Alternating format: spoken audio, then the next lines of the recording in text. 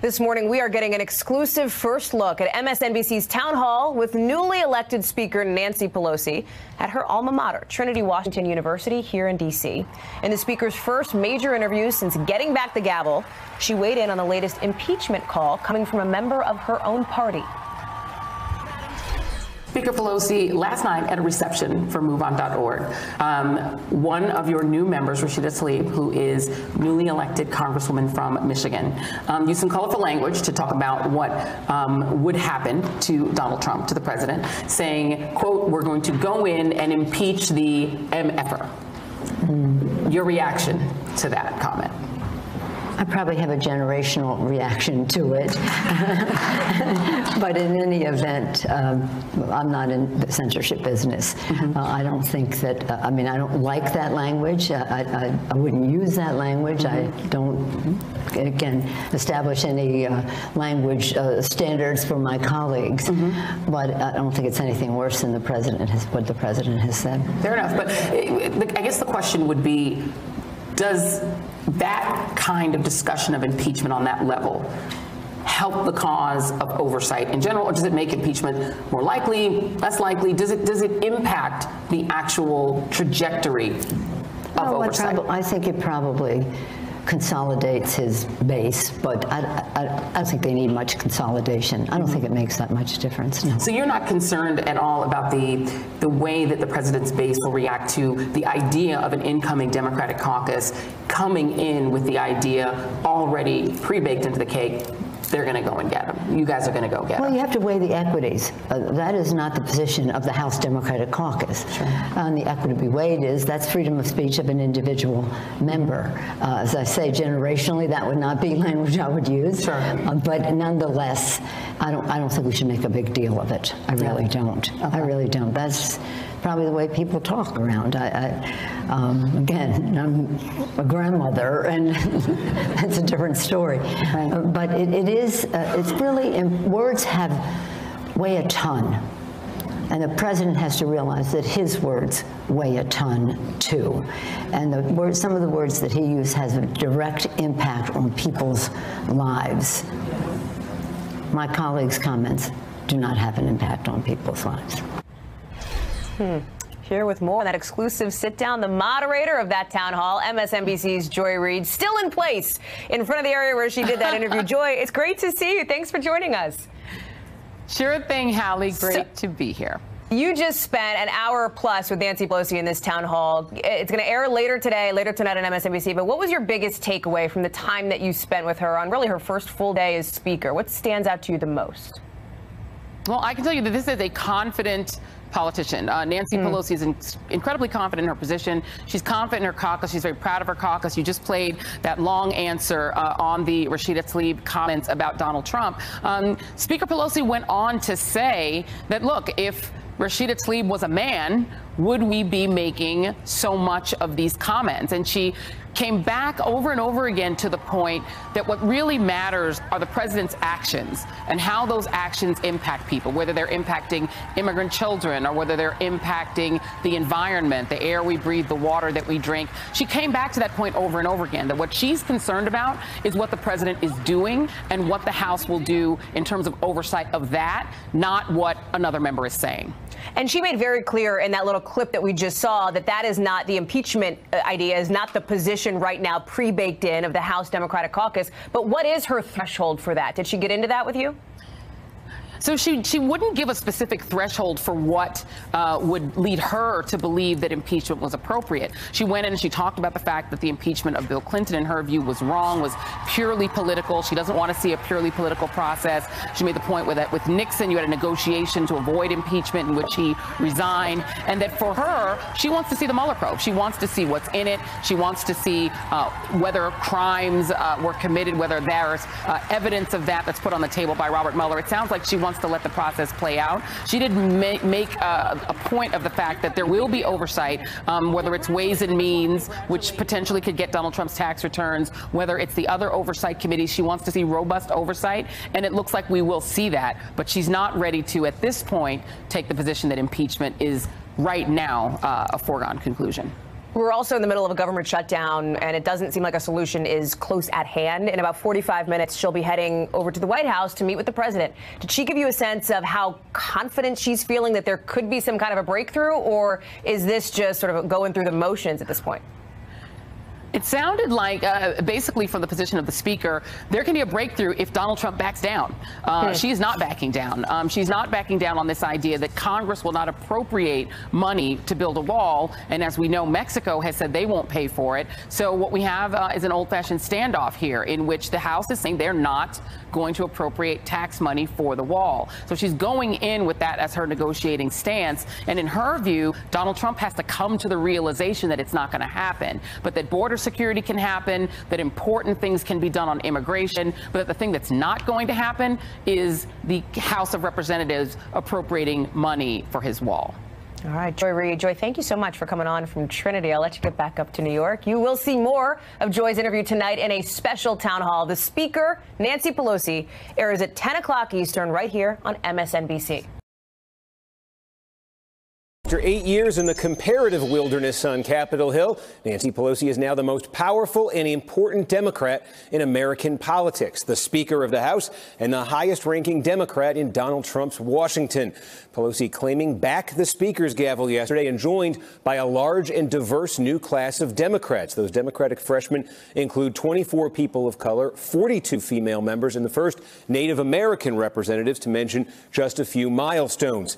In the hour since retaking the majority, Pelosi and the Democrats have passed legislation with their offer to end the shutdown and introduced legislation on voting rights, ethics reforms, in a bid to require the release of presidential candidate tax returns. Obviously, if those bills make it out of the now Democratic House, they will still need to clear the still Republican Senate, where Mitch McConnell holds sway if they're ever going to reach it to the president's desk. Joy Reid, host of AM Joy, sat down with Speaker Pelosi for an exclusive MSNBC town hall. It's going to air at 10 o'clock tonight. She asked the new speaker about her relationship with Mitch McConnell. Let's watch. Mitch McConnell, your colleague, your counterpart in the Senate, has made it clear that even though these were Senate bills that were passed by Republicans, that he won't put them back on the floor unless the president approves of them. How do you get around this conundrum if the other half of the first branch of government will only act at the behest of the president? Well, I think that what Mitch McConnell is doing, and I say this as respectfully as possible, is saying we're not needed. Congress might as well stay home.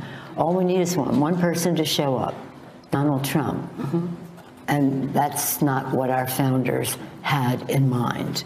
They talked about co-equal branches of government. Article 1, the legislative branch, the people's branch of government. And Joy Reid joins me now, again, counting down here to that town hall tonight. Joy, a lot of interesting stuff in here, but just to connect it to what we've been talking about, what everybody's talking about right now, this shutdown is still ongoing. So you see a little bit in the answer there you got from Pelosi, an attempt a little bit publicly maybe to shame McConnell into doing something. But how is that going to play out over the next few days, do you think, in terms of the dynamic between Pelosi and McConnell, the Capitol Hill side of this shutdown? You know, I have to say, Steve, and I think you as a historian of sort of the way that Washington has worked, history is full of powerful speakers, the Tip O'Neill, Sam Rayburn sort of class of speakers, the Newt Gingriches, the people who wield considerable power in the body, and also full of powerful Senate leaders. You think of LBJ, of course, being the classic version, but at one time, Mitch McConnell styled himself that kind of Senate leader. When President Obama was in office for 8 years, Mitch McConnell wielded power quite ruthlessly and made it very clear that the president was not a more important or powerful figure than him as far as he was concerned. As soon as Donald Trump was elected president, Mitch McConnell immediately, as did most Republicans, as did the former Speaker of the House, Paul Ryan, subordinated himself to this president. And he's still doing it. So I think what you saw today was Nancy Pelosi trying to push Mitch McConnell to say, guard the power of the United States Senate. Let's make ourselves once again a co-equal branch of government. This tradition of sending bills to the president's desk and letting him veto if you want, it's gone. The current president doesn't have to veto anything because he has to approve before the United States Senate will even vote on a bill.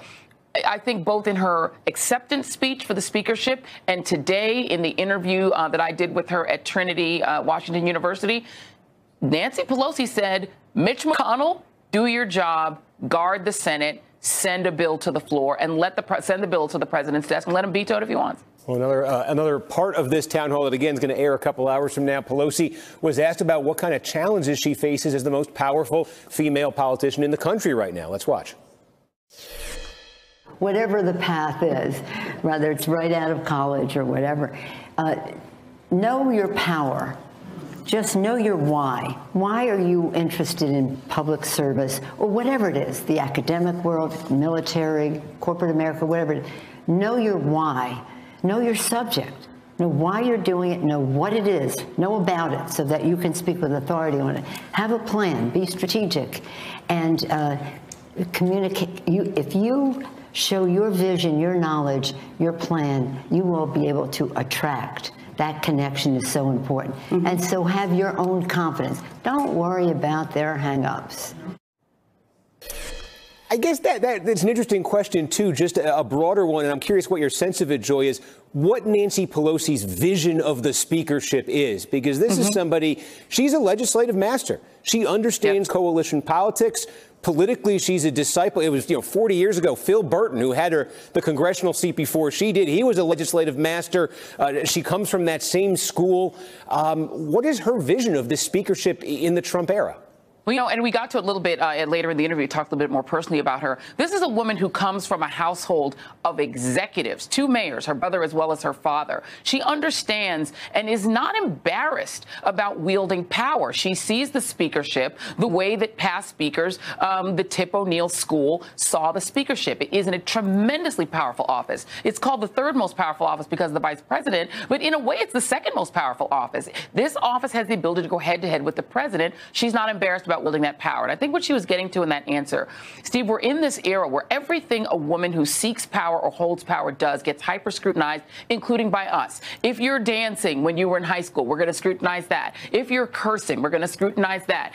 If you just want to be president, suddenly we're digging into everything about you and scrutinizing, down to your DNA. Women who seek power instantly get the question, are you likable? Are you being nice enough? Are you, it's a very different way that we treat men who seek power. And so one of the things that's unique about Nancy Pelosi, even before she was speaker, is she's not embarrassed about seeking power. She sought the speakership. She was clearly going to get the speakership. She wasn't going to be deterred by all these arguments about it being unlikable or unpleasant for a woman to step up and say, no, give me the gavel. She did it. She said, give it to me. She said, win however you need to win, say what you need to say, but when it comes time to vote for the speakership, I'm going to win. And I think that is a model for the way that women potentially can seek and hold power, that you don't have to worry about likability. This woman runs that body. She counts those votes. She doesn't put a bill on the floor that she doesn't think she can get passed. And she, more than anyone else besides Harry Reid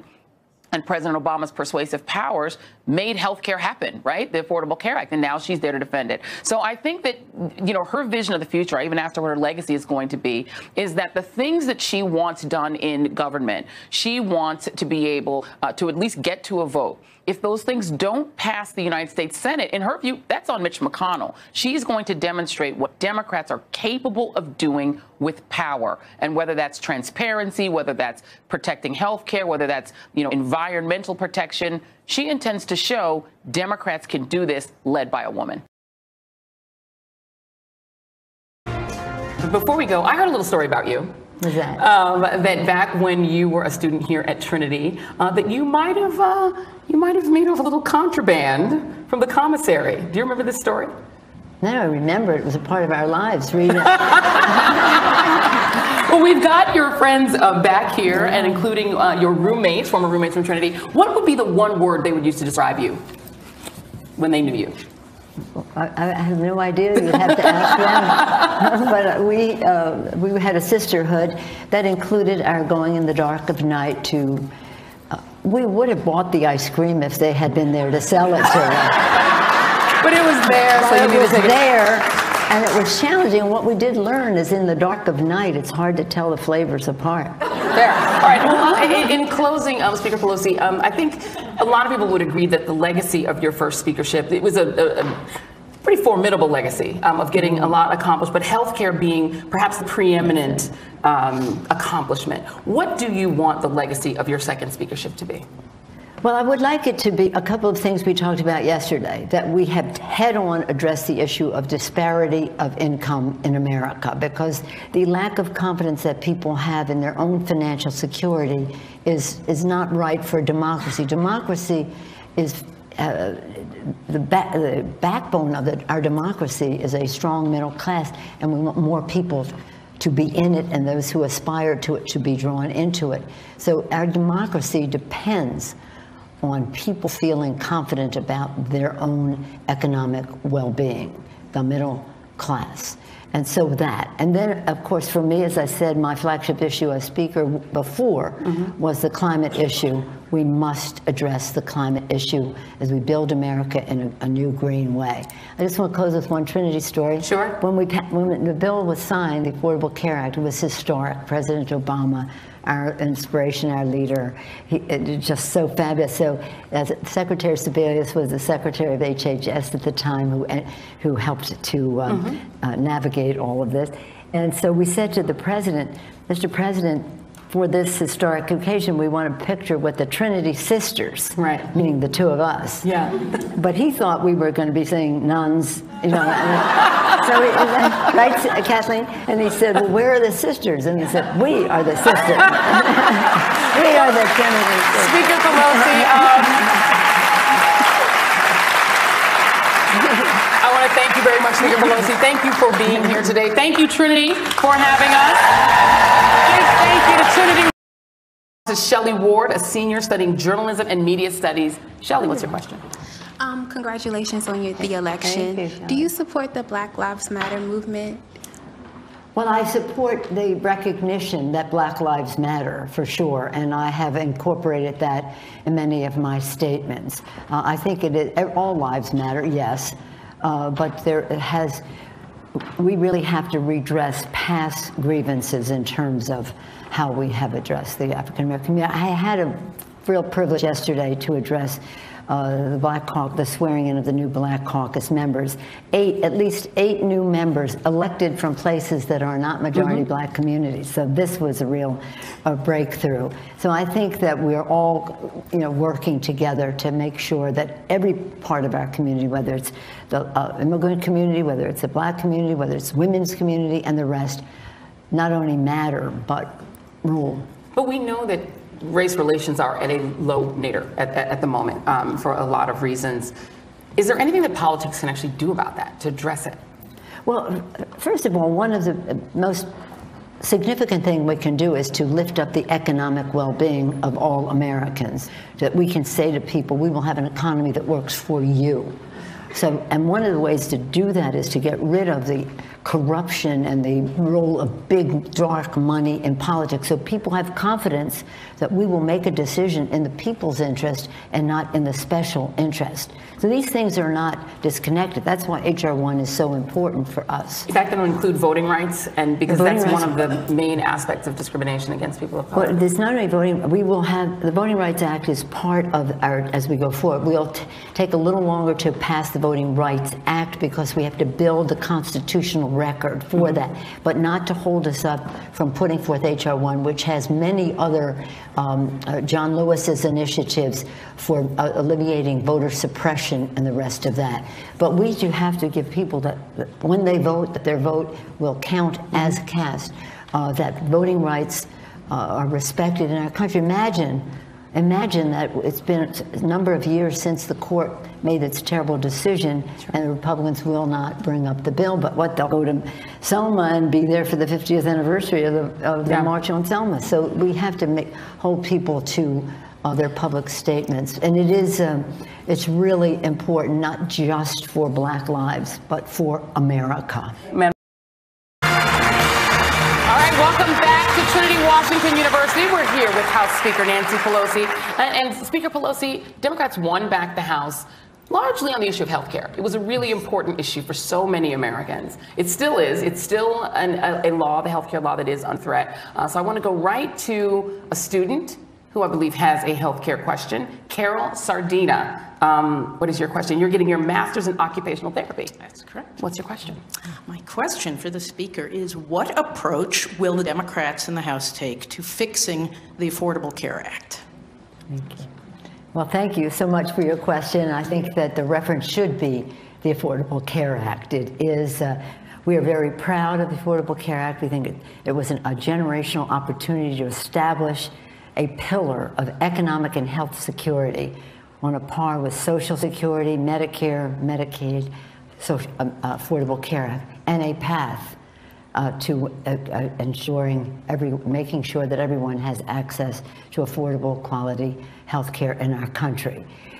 There are some challenges that we face because certain things have expired within the bill and have not been renewed by the administration. A very, very dangerous thing that the administration did. They couldn't overturn the Affordable Care Act, and you know why? The American people spoke, told their stories. 10,000 events around the country, 10,000 events, town hall meetings, press conferences, visits to offices and the rest, little lobbyists, little children with physical challenges, pre-existing conditions, people with pre-existing conditions, 123 million families affected. So they fought them. However, in their tax scam bill that the Republicans passed, they took away the individual mandate, and that was very dangerous in terms of the Affordable Care Act. So we would have to replace that. A couple of things that I would do is to raise the income level at which people can get subsidies, so more people would be able to get the subsidies. I think that's very, very important.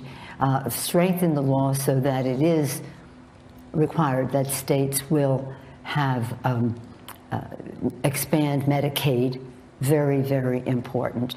But the virtue of it is that not just 20 million more people had access to health care, which would be a justification of itself, is that 123 million more families and almost would have access even though they had a pre-existing condition, and many more families have better benefits. So the entire population benefited if they availed themselves of it, or if their states enabled them to avail themselves. So, but there's certainly, with any bill that is passed of that magnitude, places that we know we can improve, but now we have to make up for some of what reinsurance that the Republicans would not renew, some things that we have to do. When you mentioned other options, Medicare for All is obviously a very popular one among a lot of your caucus. We now have learned that thanks to the changeover in leadership, there will be hearings on Medicare for All. Do you expect the Medicare for All bill to come to the floor this year? Well, understand this, Medicare for All is a good idea, but Medicare is not as good a benefit as the Affordable Care Act is if you're younger. And so we either have to expand the people who are getting Affordable Care Act in a way that they understand, or we have to improve the benefits of Medicare. Right. Medicare does not have a catastrophic plan. You have to go buy that. Right. So we're saying to people, understand what it is, what it means to the individual. And that's a fair review that we should have. And you'll have hearings now on that. I'll have hearings on the subject. And again, I have said, before I even came to Congress, I was out there with signs that said single payer, because that is the least costly administratively of all. Single payer is not exactly the same as Medicare for All, but what does it cost? It's $30 trillion to do single payer. How do you pay for that? Okay. Affordable Care Act has a way for people to participate, has a mandate, no free riders. Medicare for All, you have to review. What are the benefits? Yeah. And people have to understand that. And if we expand the benefits, how is that paid for? How do you pay for it? Well, all right, welcome back to Trinity Washington University. Madam Speaker, I want to take a little bit of a break for a moment before we get back to the hard news stuff. I want to show you a picture. That's a young lady. And this is when President Kennedy was running for president. I was like 16 in that picture. My father was mayor of Baltimore. Of course. And Senator Kennedy, candidate for president, came there to speak at a United Nations dinner. And my mother would normally be accompanying my father, and she knew I wanted to meet Senator Kennedy, so she enabled me to go. So I sat next to him at dinner in the First Lady's seat, and it was a funny thing. It's funny, sir, because I was a member of what we called United Nations high school programming at the time, and so the high school kids had a table there, and they came up to me and said, "We'd like to invite you to come sit with us instead." And I said, "Oh, I could never leave this seat." Well, I want to talk a little bit about Nancy D'Alessandro. You grew up in Baltimore. A lot of people don't. Maybe not. Maybe some people know it. But you were a Baltimore girl. Obviously, your dad and your brother were mayors of Baltimore. You're so much associated with San Francisco. What parts of you are Baltimore? What parts of you are San Francisco? Well, first of all, we grew up in a family that was devoutly Catholic, very proud of our Italian-American heritage, fiercely patriotic about America, and in our case, staunchly democratic.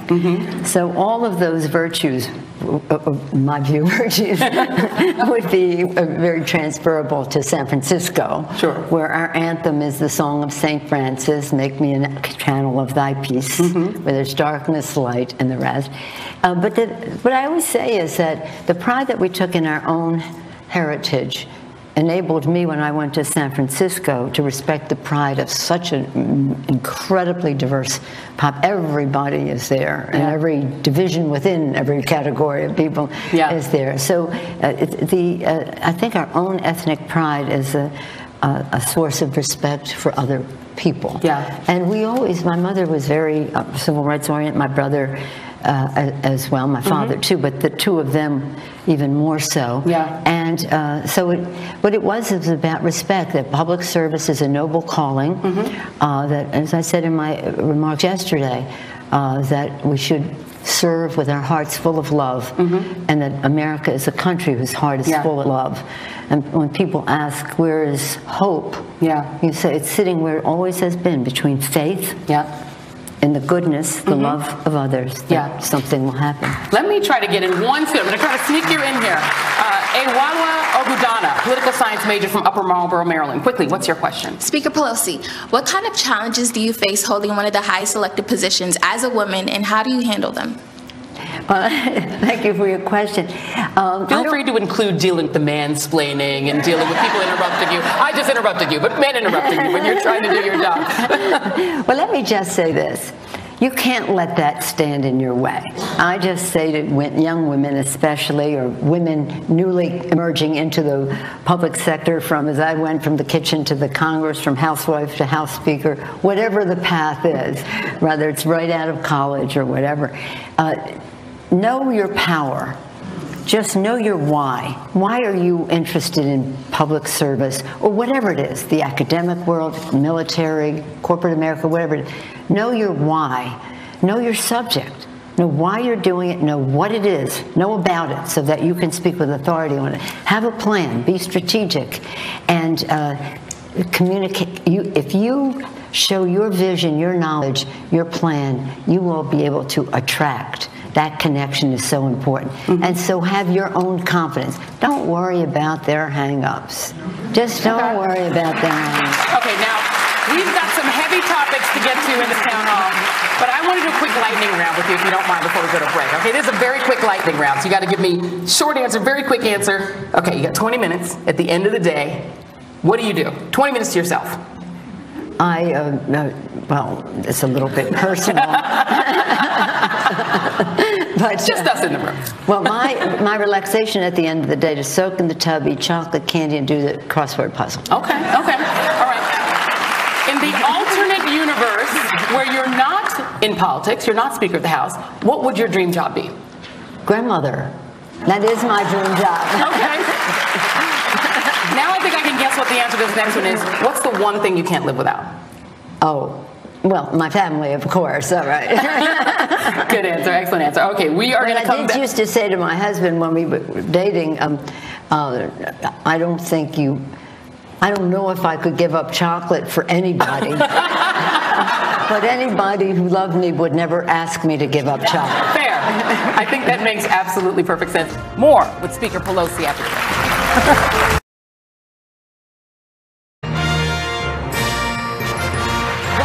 Our exclusive town hall with Speaker Nancy Pelosi. And Speaker Pelosi, last night at a reception for MoveOn.org, one of your new members, Rashida Tlaib, who is newly elected Congresswoman from Michigan, used some colorful language to talk about what would happen to Donald Trump, to the president, saying, quote, "We're going to go in and impeach the MFer."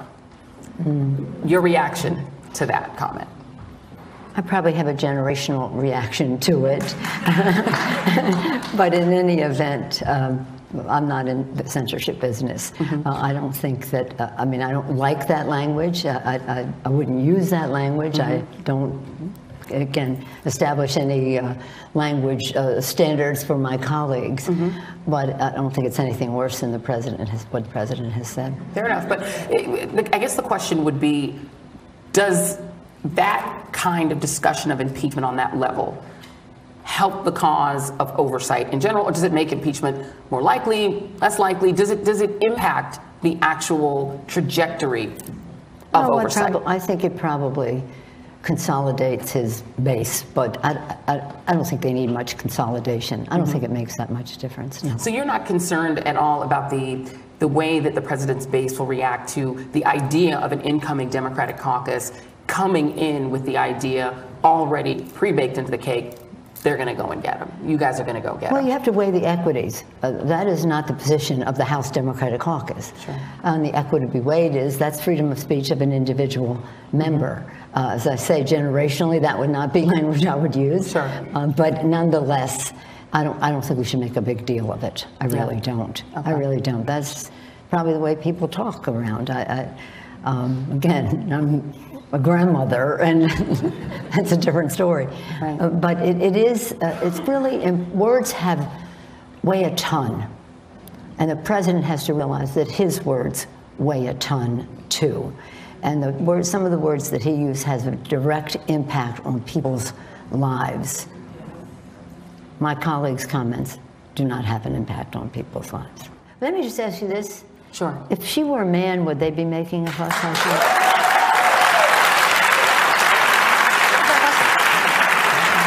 You know what?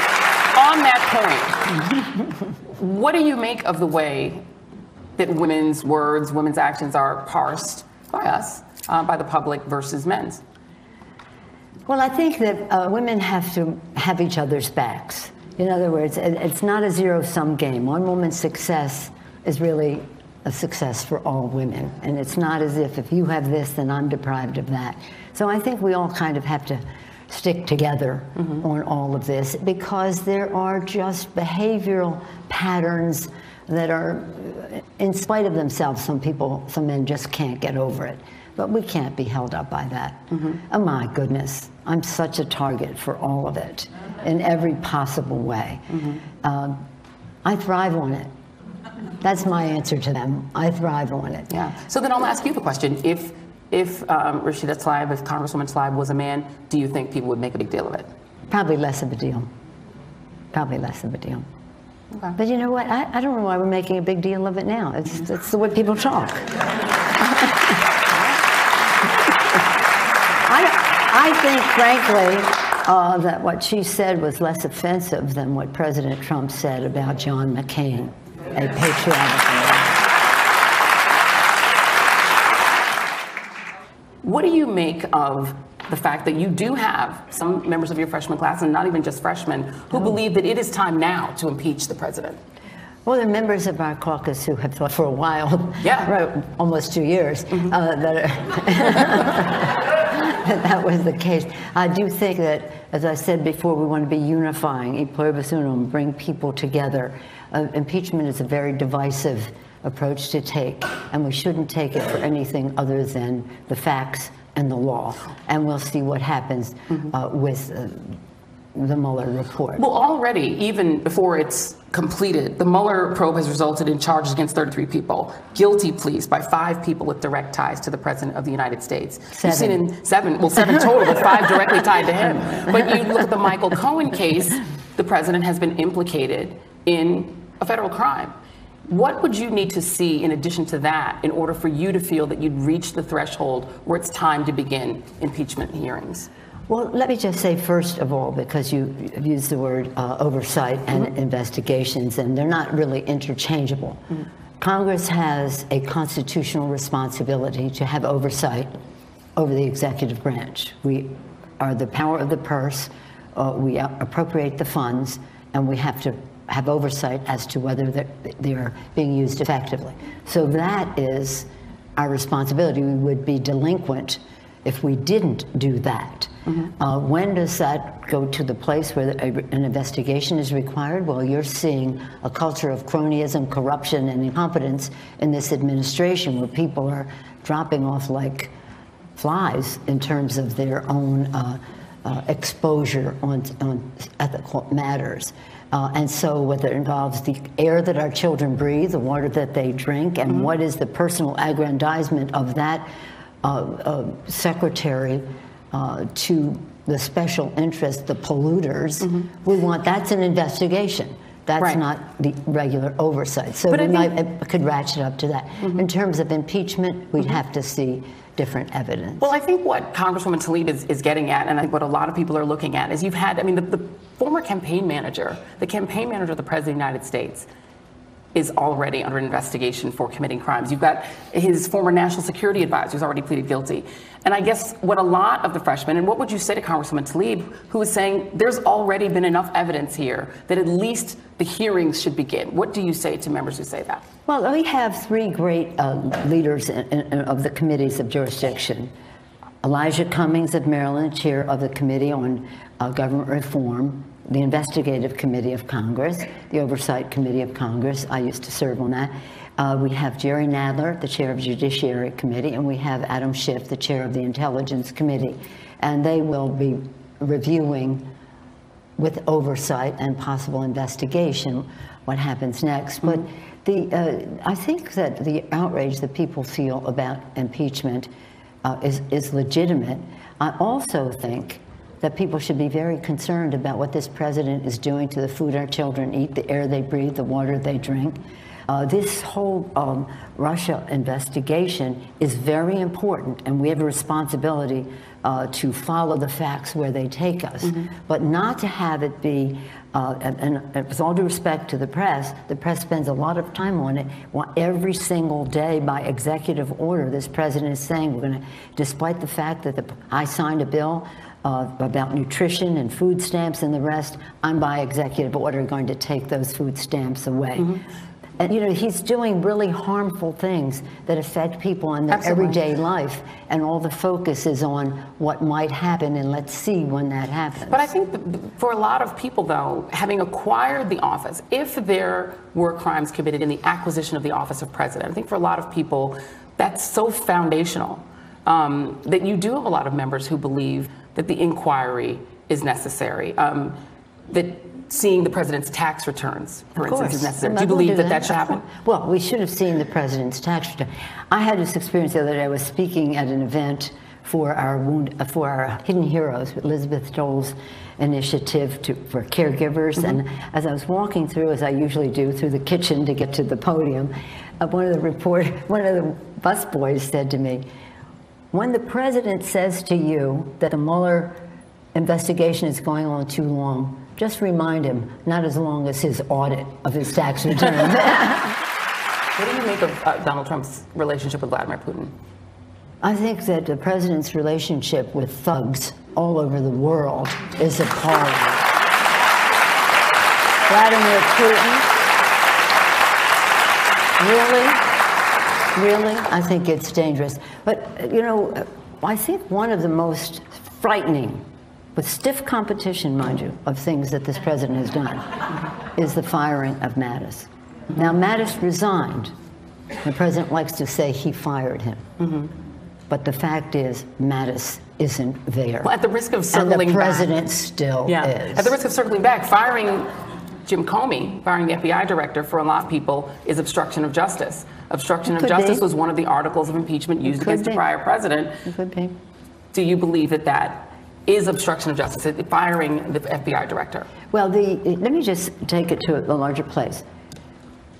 When they impeached President Clinton, it was completely wrong. They should not have done that. It was wrong. It was divisive in the country. It was wrong. In terms of Richard Nixon, there was no impeachment. The Republicans stepped up to the plate and visited the president and said, we can't go on. What's shameful right now is not just the president's behavior in so many respects and his lack of interest in evidence, data, facts, or truth when it comes to making a decision. What's shocking is that the Republicans in the Congress of the United States will not hold him accountable for anything.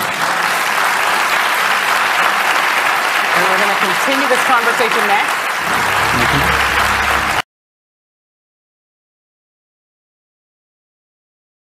She grew up in Baltimore from a family steeped in politics and rose to become the first woman Speaker of the House. Now she's making history again. Only this time, Nancy Pelosi starting her term in the middle of a government shutdown, facing a Republican-led Senate and Donald Trump in the White House.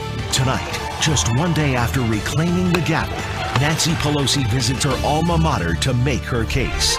This is an exclusive town hall with the Speaker. From Trinity Washington University in Washington, D.C., here now is Joy Reid. Welcome to O'Connor Auditorium at Trinity Washington University for a very special hour. Now, as you know, there is a new Congress in town, the 116th, and a new Speaker in her second turn with the gavel in the midst of yet another government shutdown. Now, we've got a lot to get to, so let's jump right in and bring out a proud Trinity Washington Tiger from the class of 1962. Please welcome the newly re-elected Speaker of the House, Nancy Pelosi.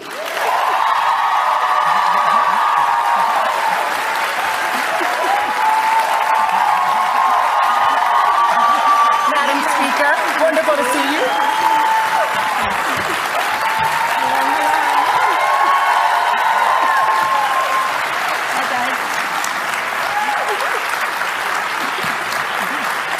It's quite a welcome. You're kind of a big deal. Well, congratulations. I first want to congratulate you. I watched your swearing in yesterday. Quite a historic moment. And of course, to sort of mark that moment, we've got a few people that you might know. We've got some alums, some of your former classmates are here behind me that have come here to celebrate you, as well as some friends and family and fellow students. So I'm going to jump right in. Because obviously, the context of this conversation is that the government remains shut down. Yesterday, the House jumped right in working and passed 6 bills to reopen the government. But tell us, give us the preview of how this is going to end, because you've made it very clear that the Congress of the United States is not going to appropriate money to build a wall. Mexico, who Donald Trump, the president, has said would pay for the wall, has made it clear they're not going to pay for the wall. Donald Trump is still insisting on $5.5 billion. How does this end? Well, first of all, let me say how happy I am to be at Trinity College.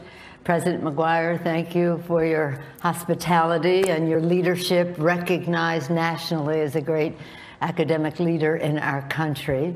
Thank you for bringing Secretary Sebelius, so responsible for the Affordable Care Act, our Trinity alum. And I'm happy my grandson Octavio is here and his dad, Peter. And in any event, we come into this Congress at a really very interesting time.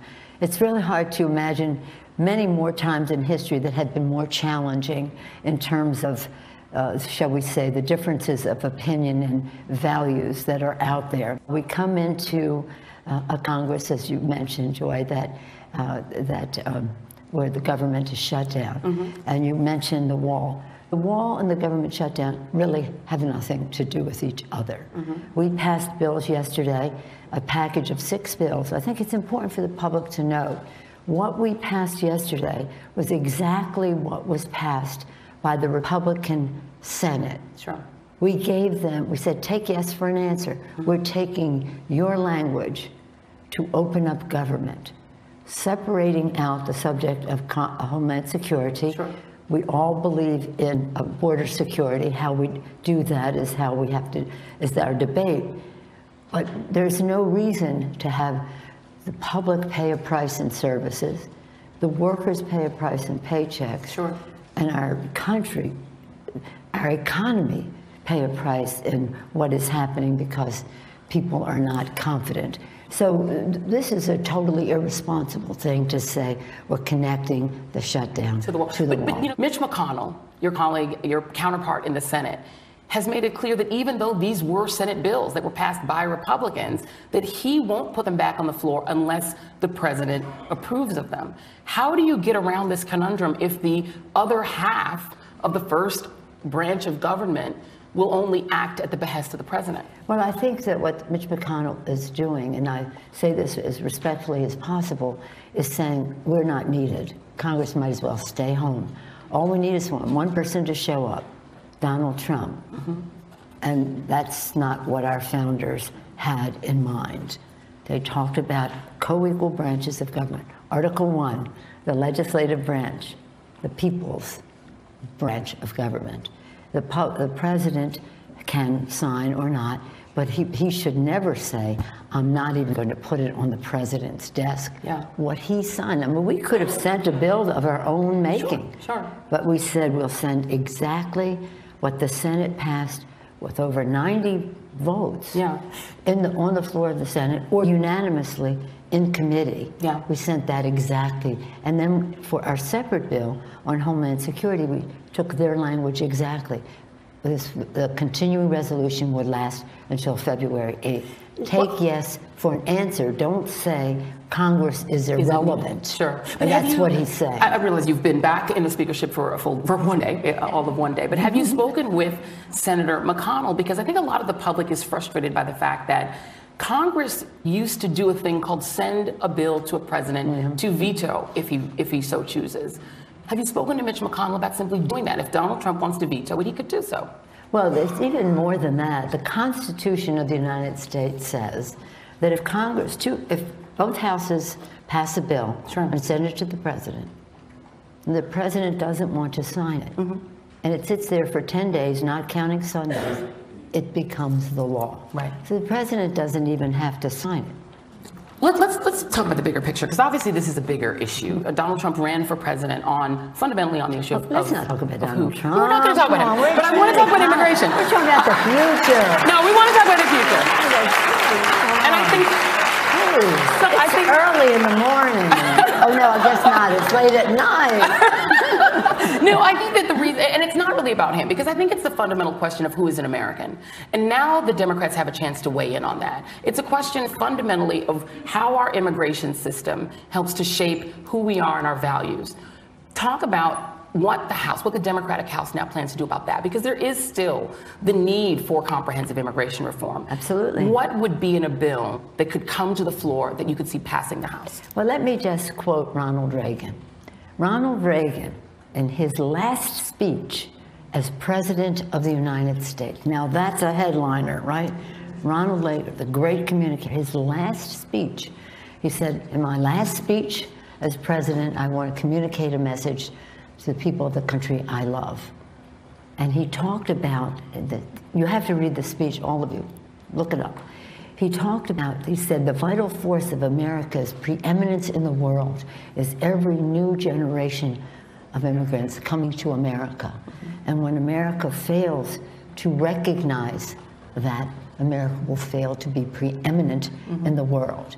I quoted Ronald Reagan in my comment yesterday. He further says, if we close the door to new people coming to there, we will fail to be preeminent. You have to read that speech. That's Ronald Reagan, their hero. They didn't applaud for Ronald Reagan when I said that. They usually applaud for Ronald Reagan all the time.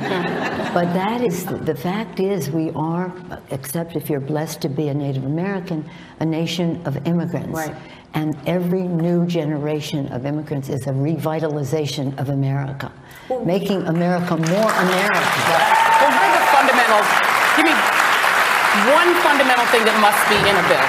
Is it DACA? Is it ending child separations? What's the fundamental thing that must be in a bill from your point of view? Well, from we'd have the best way we could go is, and which we hope the president will agree to, is comprehensive immigration reform, where we address the whole package of reforms. We had always said, well, all of us together will go, except the DACA situation, the Dreamers that became such an urgent matter and still is. that we separated that out. So that would be a part of it. But if you have comprehensive immigration reform, where you talk about people coming forward, because that people are not going to come forward if that means they come forward and then they're arrested and deported. So they come forward, they're recognized for if they owe taxes or whatever it is. Usually it isn't the case, but nonetheless, whatever that would be. But anyway, to have a legalization process for the 11 million people who are in the United States, and recognizing that that brings them out of the shadow and into our economy in a fuller way. So from a pragmatic standpoint, it helps. It's a positive thing. In terms of dreamers, obviously that's an easy fix for us to. President Obama did that by executive order, which his president cruelly pulled back. But hopefully in a short period of time we can correct that. But it would have to have things that address temporary protected status, TPS, which is very, very important for Central Americans, for some people from Africa, south of the Sahara, for people from the Caribbean and the rest, temporary protective status. But it have to be something that says that we want people who are here to be full participants in America, and that we're not raiding job sites and this and that, and instilling fear. And it is, we've been through this. Secure our borders. Legalize the people who are here so that they can participate fully. Do so in a way that energizes America, which has always been the case with newcomers coming. Absolutely. And I emphasize that secure our borders because that's a responsibility to protect and defend our country. The president would not, the inference that you draw from a wall is that's the only way to do that. That actually is an immorality. It builds walls in people's minds about who should come here and the rest. It's a very sad thing that he's doing to instill that kind of fear of newcomers to our country. So very different from Ronald Reagan, George Herbert Walker Bush, Bill Clinton, George W. Bush, Barack Obama, all of the modern presidents. This is a departure. Well, as this is a town hall, I want to get a student's question in. So I'm going to go to our first student, who is Michelle Vasquez. And Michelle is a freshman political science major here at Trinity. Michelle, ask your question. Ms. Pelosi, I would like to first of all congratulate you on your successful re-election as Speaker of the House. I want to start off by mentioning on Christmas Eve, a boy from Guatemala passed away due to inattentive care under U.S. custody. And my question to you is, what can we do, if anything, to improve U.S. supervision of migrants and create and establish safer detention center facilities? And just to clarify, there were two children, Jacqueline Kyle, age 7, who was a Guatemalan girl who died in U.S. custody at the border on December 8th, followed by Felipe Gomez Alonzo, who you're referring to. Not only were they the second two children who died in 1 month, but I believe in the last decade, this is the most deaths that we've had in U.S. custody. What can we do about it? What can the Congress do? Well, there have been other deaths in custody, but Felipe and Jacqueline are tragic and raise the question that Michelle asked. One of the things that is really important for us to do is to make sure, first of all, we want to have more respect for the people coming, but that's, without going to that place, just to be talking about having standards for medical care.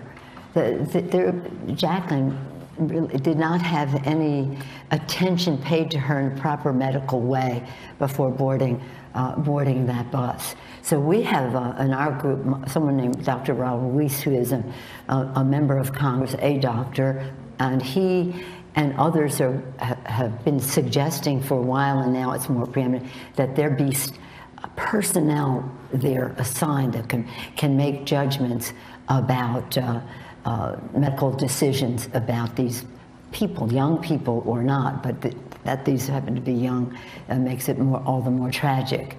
But shameful that we don't have that. There were certain protocols that were not followed. The Inspector General will be investigating at least Jacqueline's case, and now Felipe's probably, but when I last, before Felipe died, we understood that the Inspector General had been making an investigation about what they didn't do, what needs to be done. Right. But we know for sure that they are lacking in the trained medical professionals to be there to make judgments. So we have to be more, shall we say, responsible when it comes to children, with their children coming over the border, not putting them in cages, separating them from their parents. How could this be in America, the greatest country that ever existed in the history of the world? Yeah, and we know that you emphasized that point about concern for children in bringing the children into the gallery yesterday when you accepted the speakership. And coming up, we'll have more with Speaker Pelosi. Speaker Pelosi will tell us what's on the Democratic agenda for the House. Plus, investigations and that other I word, impeachment. What should Donald Trump expect from House Democrats in 2019? More from our exclusive town hall with the Speaker of the House, Nancy Pelosi, from Trinity, Washington University, coming up.